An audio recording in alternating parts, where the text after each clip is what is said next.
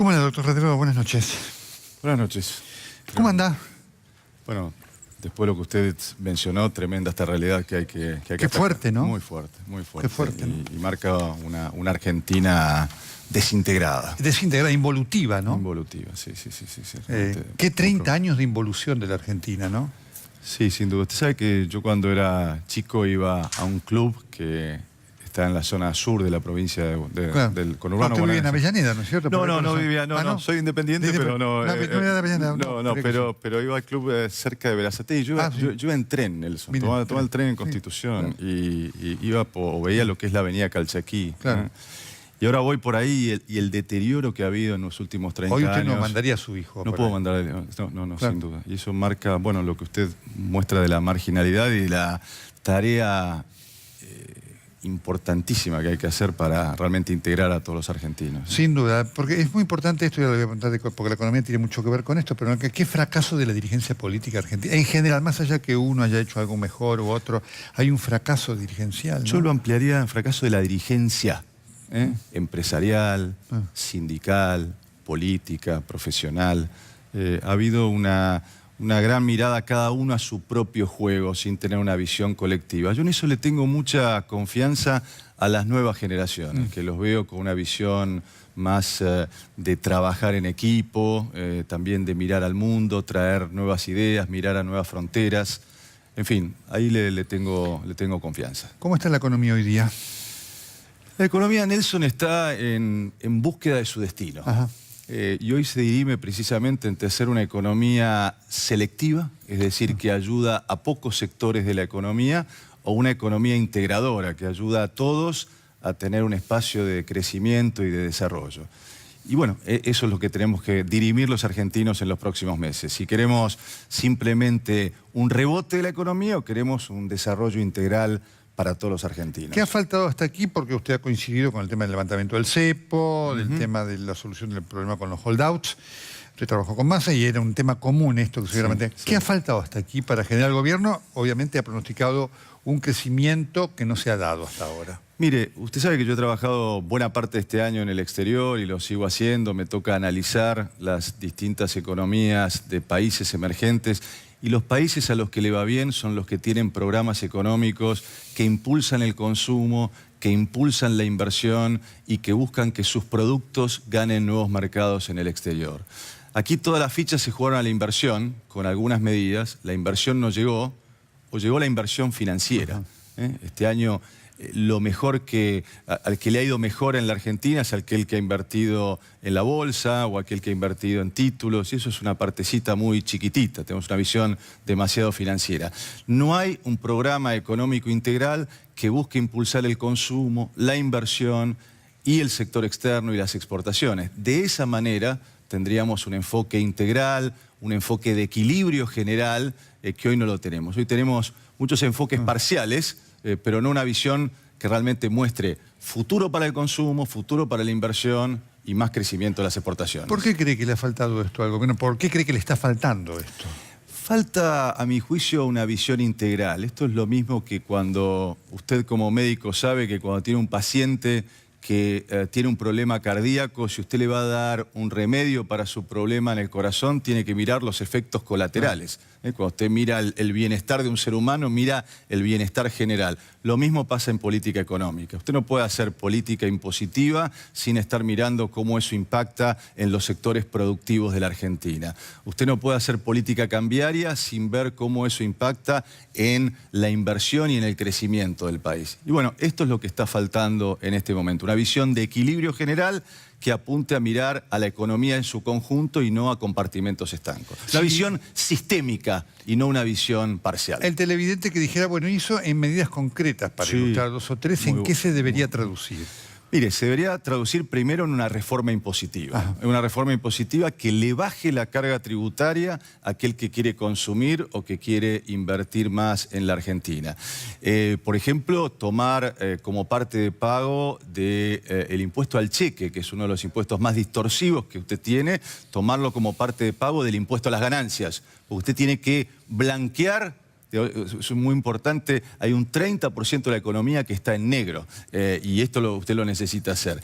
Y fundamentalmente lo que necesita es una hoja de ruta para las principales variables de nuestro país. ¿Qué quiero decir con esto? Usted necesita mostrar balizas en el camino para qué es lo que va a hacer con el gasto público, qué es lo que va a hacer con la recaudación, qué es lo que va a hacer con la emisión monetaria, con políticas de precios y salarios. Si usted me dice, Martín, vamos a invertir el año que viene en lo que sea, usted me va a decir, mire, ¿cuántos van a ser los costos que vamos a tener que tomar? ¿Cuáles van a ser los costos salariales? Y yo le voy a decir, y más o menos el 25%.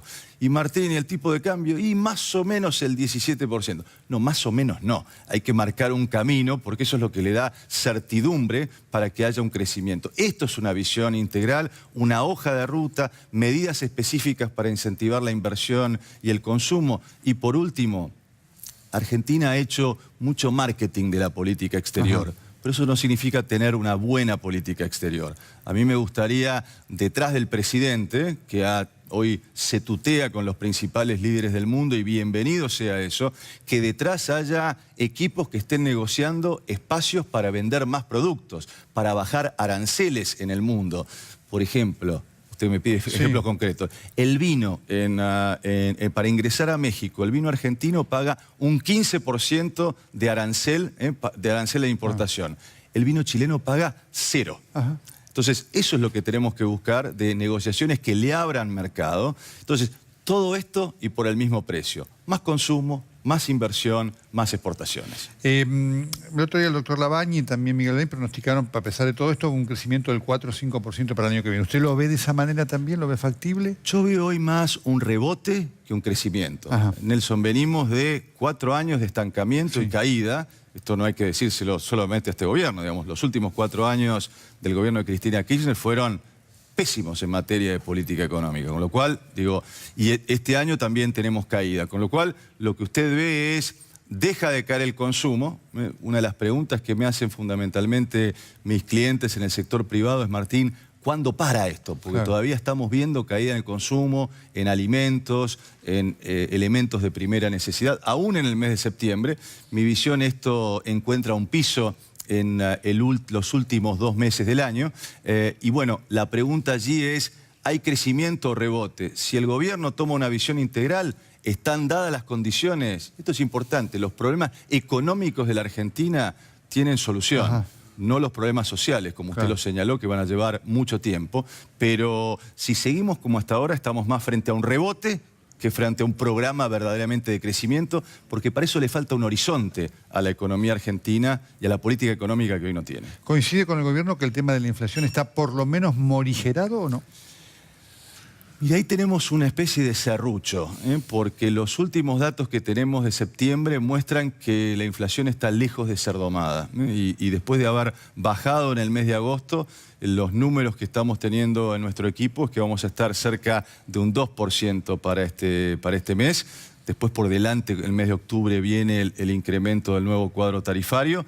Estamos mejor, obviamente hemos tenido una inflación de más del 40%, pero todavía nos queda mucho por trabajar, y mucho por trabajar de todas las políticas económicas, no solamente la política monetaria, que se ha planteado, a mi juicio, una meta muy ambiciosa para el año que viene. Desde este punto de vista, esto genera obviamente presiones, ¿no? Una de ellas tiene que ver con lo salarial, para lo que representa la parte final del año.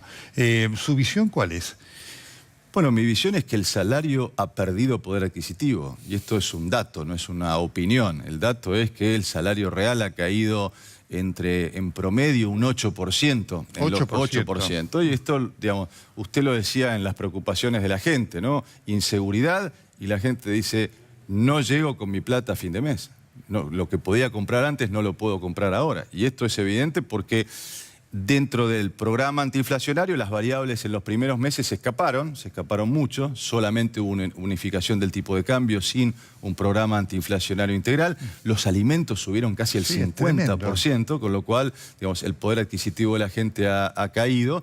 Y por lo tanto, el deber de cualquier dirigente sindical es tratar de recuperar en parte por lo menos, y tratar de mirar hacia adelante. Por lo tanto, creo que en parte que ponga el sector privado como un bono de acuerdo a la capacidad, y hay sectores que tienen más capacidad de dar más premio a fin de año, hay otros sectores a los que le ha ido muy mal, el sector textil, el sector siderúrgico, el sector automotriz han tenido un año muy malo, y por supuesto también que se saque el impuesto a las ganancias del pago de aguinaldos, me parece una contribución importante que tiene que hacer el Estado, el gobierno en particular. Si esto ocurre, usted va a tener más plata en el consumo, y por lo tanto esto va a ir frenando los efectos negativos que tuvimos hasta ahora. Ahora, doctor Redrado, la realidad del consumidor es que la Argentina se ha transformado en un país carísimo. Muy caro. ¿Por qué? Muy caro.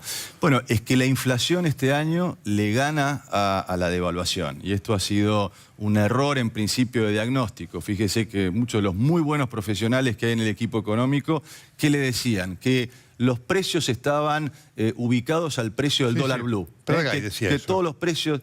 Y la verdad no es esa, o no era esa, porque usted sabe que hay una cantidad de productos. Tome un auto, por ejemplo, tiene el 70% de componentes que vienen del exterior.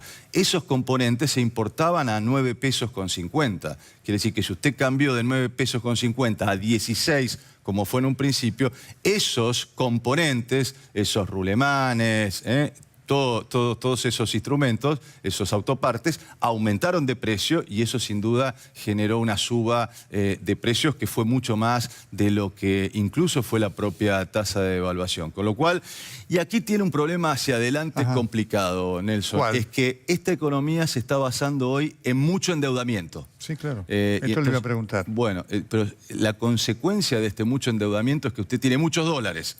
¿Qué otra pregunta le hacen a cualquier economista profesional como el que le habla? Martín, ¿dónde va a estar el dólar? Y el dólar va a estar relativamente planchado. ¿Por qué? Porque usted tiene una cantidad... El año que viene se necesitan para financiar el déficit 30.000 millones de dólares. Eso es un montón de plata que lo que va a hacer es una sobreoferta, pero ojo, sobreoferta de créditos, de plata financiera, no de inversiones reales. Ahora, frente a esto, porque una de las cosas, y usted obviamente, y por eso nos interesa su opinión, es un hombre que viaja por el mundo, tiene contactos, clientes, porque el gobierno durante todo este año ha anunciado el entusiasmo de inversiones de miles de millones de dólares. Esa lluvia hoy no está, digamos. La pregunta es, del anuncio a la concreción, hoy, ¿qué es lo que está faltando? Más allá del tiempo, ¿qué elemento objetivo usted le diría al gobierno? Mire, mis clientes en el exterior dicen, está faltando esto. Está faltando un rumbo claro. Un rumbo claro. Un rumbo claro. Está faltando un rumbo claro en el sentido de darle una trayectoria a las principales variables. La inflación el año que viene, Nelson, va a estar en el 17, como dice el gobierno, va a estar en el 25%. Es decir, mientras no haya una trayectoria, y además la inversión se mira a 3 o 4 años vista, usted no la mira año por año. Entonces tiene que darle un horizonte de por lo menos 4 o 5 años, y como Argentina ha estado a los tumbos, hoy es cierto que Argentina despierta muy buenas expectativas. Hasta hace muy poco tiempo ni se hablaba de la Argentina. Y hoy recibo en mi trabajo en organismos multilaterales muchas preguntas sobre el país, pero todavía es como un desencillar hasta que aclare. Quiero ver realidades en la economía argentina antes de invertir, y por lo tanto lo que necesitamos también es una visión mucho más integral que marque un camino certero y no las idas y venidas que ha tenido nuestra historia. Ahora, ¿cómo manejar el mientras tanto? Porque uno de los temas fuertes de este año es el aumento del déficit fiscal fenomenal. ¿Cómo hacerlo ante falta de inversiones y socialmente una demanda que es muy fuerte ante lo que hoy genera el déficit salarial y la falta de trabajo, los despidos y demás que han ocurrido? Bueno, primero fijando prioridades correctas. Y a mí me preocupa en el presupuesto, cuando uno mira línea por línea, ¿dónde están las prioridades? Usted en su informe inicial marcó lo que es la realidad social y de seguridad en la Argentina. Entonces uno debería preguntarse cuánto es el presupuesto que hay en seguridad y en educación, cuánto aumenta. Y aumenta en seguridad, aumenta un 14% las erogaciones que va a tener. En educación un 16%, y el pago de deuda de intereses, ¿sabe cuánto aumenta? 32%, el doble. Entonces, ¿dónde están las prioridades que estamos poniendo? Estamos poniendo más las prioridades en pago de deuda, un pago de deuda todavía cara. Entonces, ¿dónde estamos marcando el camino hacia adelante? Y esto me parece fundamental, gobernar es fijar prioridades. Y las prioridades deben estar hoy en el sector social y de esto significa buscar recursos. Mire, en este momento el equipo económico está en Washington. Sí. Yo le diría que ahí nos ha faltado mucho trabajo en organismos multilaterales como BID y Banco Mundial, en líneas de crédito que se dan a 20, 25, 30 años pagando el 1%. Argentina paga hoy el 6% por tomar fondos a 10 años.